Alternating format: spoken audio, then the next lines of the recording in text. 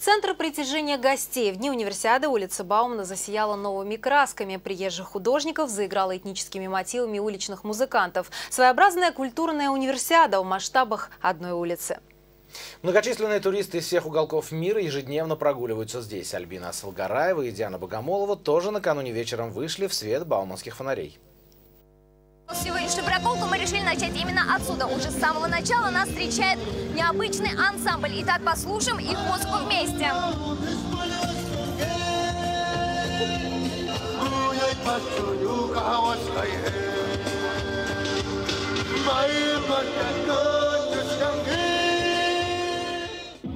А теперь поинтересуемся у гостей столицы, как же им эта музыка.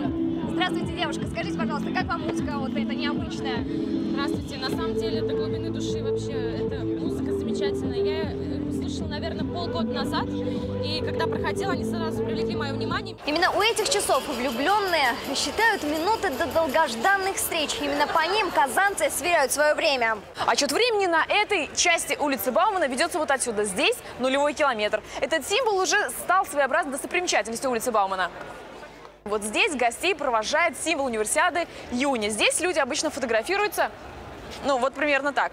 Сфотографируйте меня, пожалуйста.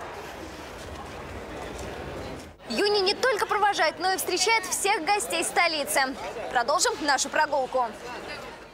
На улице Баумана очень много памятников. Один из них – Федору Шаляпину. И, как правило, здесь всегда очень много музыкантов.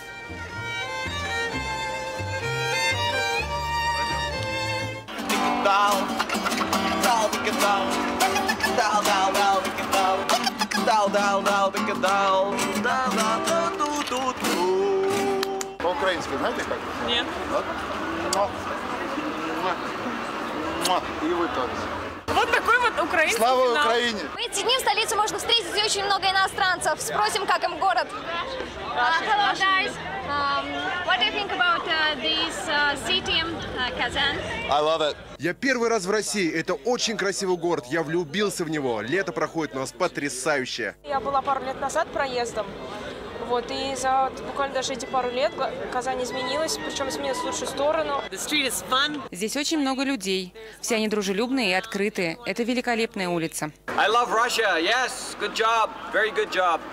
Go Kazan! Wonderful job! Ты смотри, как похоже, а? Заметили? Усы, бородка.